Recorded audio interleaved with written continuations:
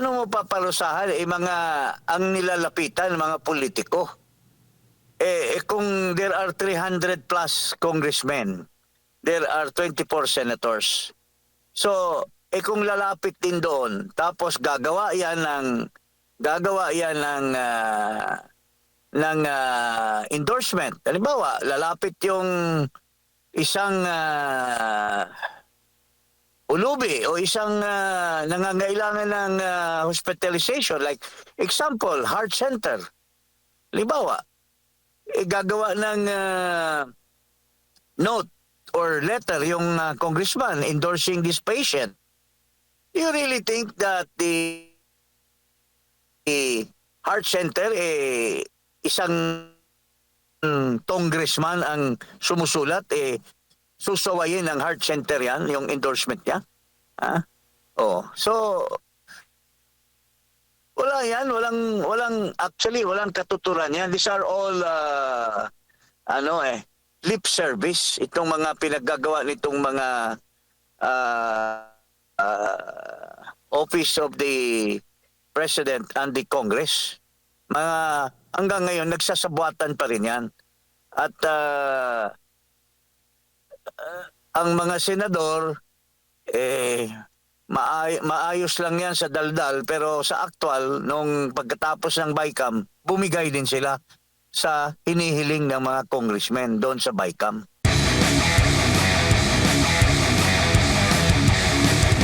Dito po tayo sa 2026 budget po natin. Busisi, nahimay nyo na po ba ito, sir? Meron po ba kayong puna ukol nga po dito sa panibagong budget natin sa taon? Panahimay, but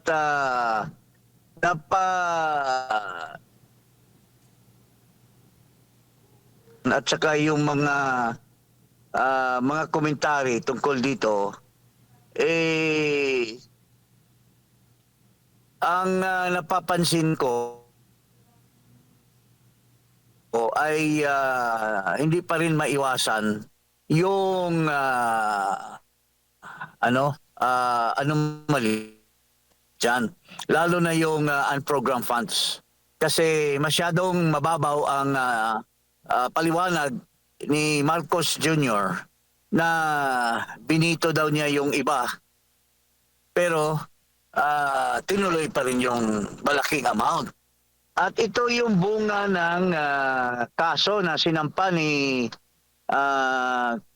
Congressman Erice at ni Congressman De Lima sa Korte Suprema, yung illegality ng paglatag ng unprogrammed appropriation sa budget.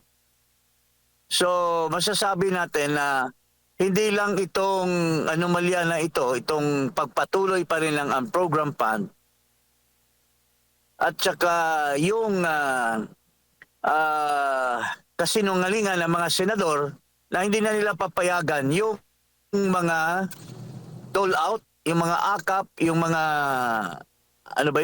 MAIPEX, mga ganun-ganun na mga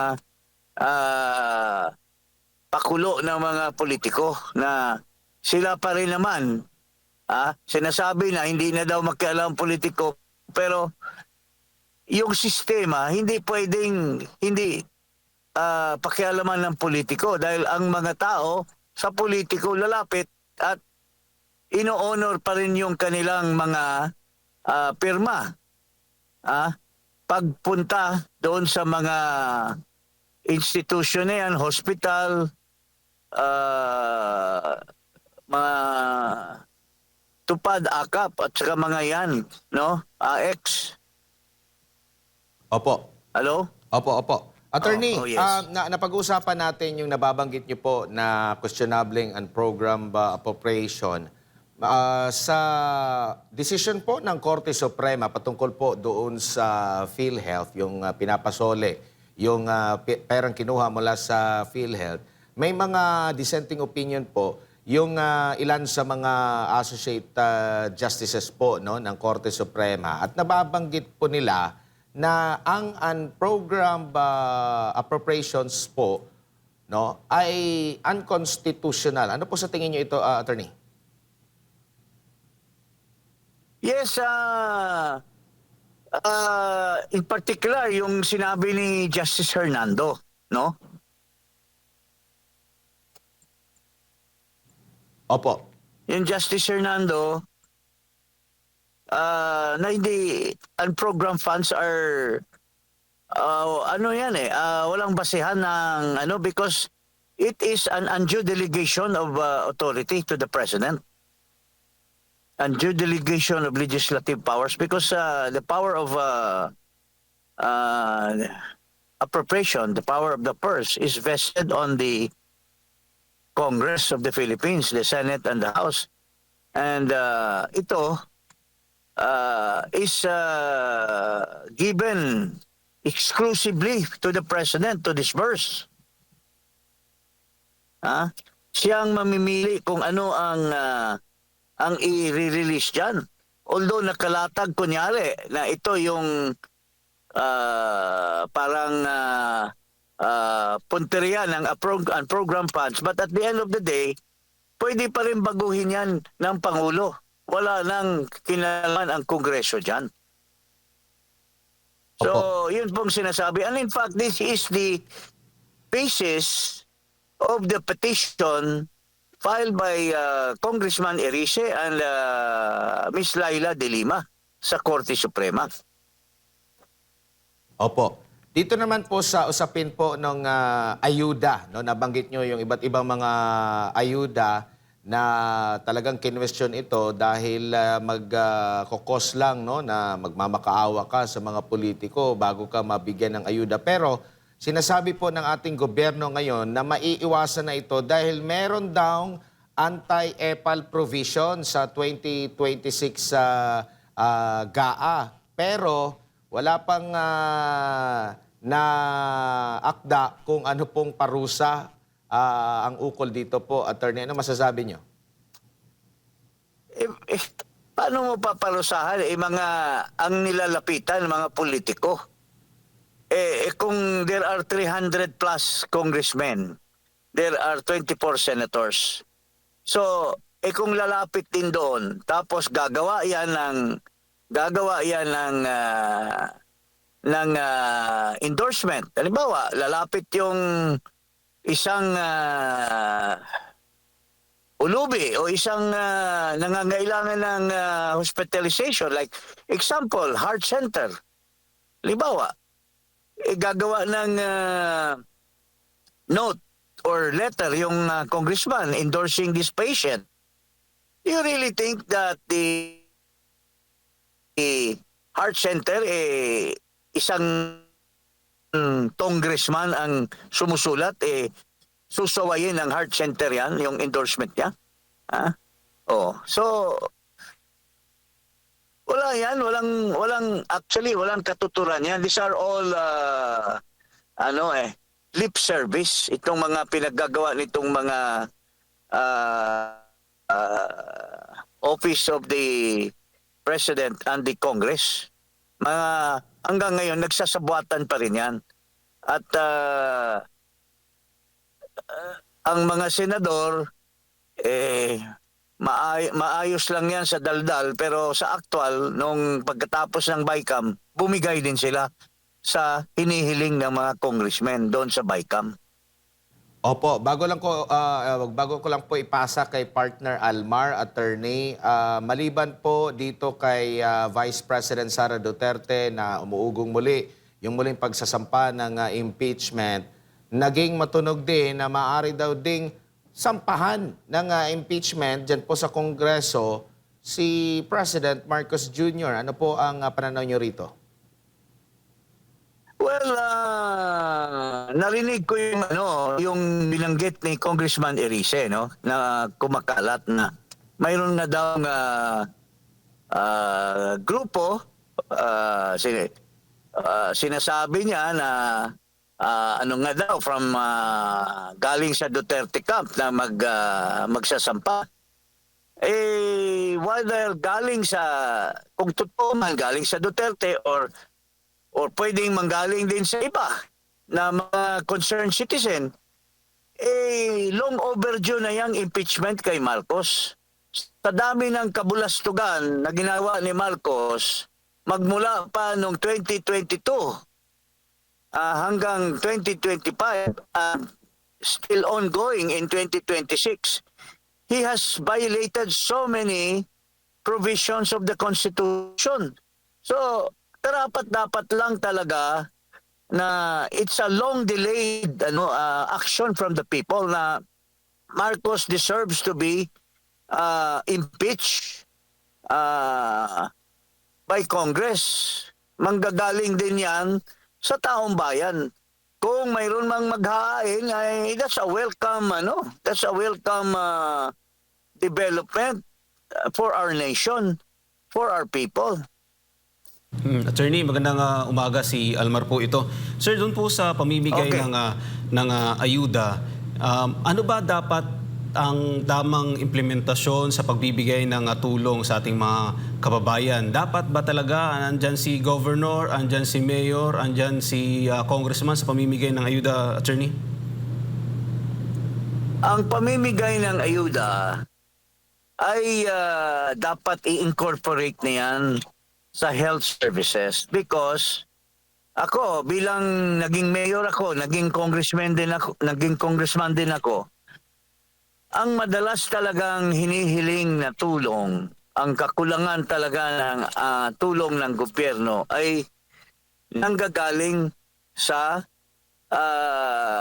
hinaing ng tao sa kanilang sakit, sa mga gamot. Very seldom yung aayudahin mo sila dahil kulang yung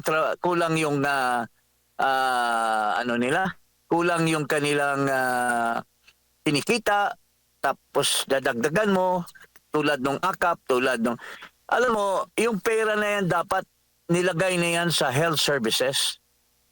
Dinagdag na dapat yan doon sa universal healthcare kasi napakakulang ang pondo ng universal healthcare program. Opo, Dapat doon yan in-incorporate para lalagyan ng pera ang bawat hospital, government hospitals.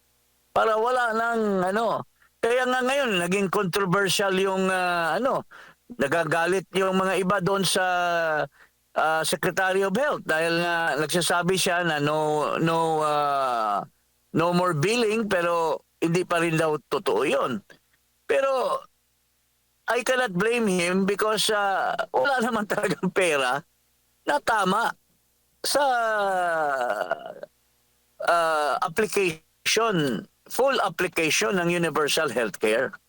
So yun doon mo dapat nilagay. Kasi maski papaano hindi mo maiwasan na dito sa present setup pa rin sa 2026 budget makikialam pa rin ang mga politiko diyan. That cannot be avoided because the implementing agencies will always be subjected to pressure by politicians. Opo, kaya ko po na Pero itanong, kung Attorney. ilagay mo na yan sa mga hospital, mayroong certain amount allocated for free medicine, for free operations, free dialysis, yung lahat ng mga serbisyo, free vaccine, lahat yan magkakaroon ng direktang tulong sa mamamayan. Opo, kaya ko po na itanong, Attorney, kasi nga itong ayuda, itong ang healthcare services na dapat ibalik sa ating taong bayan ay nagagamit nga ng mga politiko. In fact, meron kaming na-experience dyan sa bandang Mindanao na no balance billing na yung bibigay ng ospital kasi nga government hospital, pero before pa ma-avail ng pasyente yung no balance billing, pupunta pa siya dapat kay governor, kay mayor para doon kukunin. Totoo yan. Para doon Totoo kukunin yan. yung tulong Lalo at na saka sa mga district at saka provincial hospitals. Talagang nagiging subject yan sa political patronage. Dahil lalo na yung mga provincial hospitals, si governor ang pipirman yan. pati yung makagat ka ng aso. Mahal yung pang-injection ng aso yung medisina ng yung anti-tetanus, anti-rabies. Kay gobernador yan kay mayor din yan Oo, kukunin. Opo, attorney, congressman, dagang salamat Tapos po. let me just Sige po. kanina tinanong nyo ako tungkol sa yung opinion ni Justice Hernando Yes po. yung tungkol sa unprogrammed funds at saka in particular yung PhilHealth. Let me just say this before we shift to another topic. Actually, the Supreme Court ruling is very clear, ibalik yung pera. What is meant by the Supreme Court is the money na kinuha at napunta sa treasury. Pero itong ginawa nilang kuno na binalik nila is a violation of the Supreme Court ruling. Actually, hindi nila binalik. Nag-allocate sila ng pondo pangpalit. So, hindi talaga binalik nila. Kayo din, alam ko na nakikita niyo yung discrepancy doon. Kinuha yung pera, nilagay sa program fund. Yung pera na yan, yung dapat ang ibalik. Ang nilagay nila para ibalik yung PhilHealth, nag-appropriate ng panibagong pera. So, doble na yung pera na nilagay doon sa,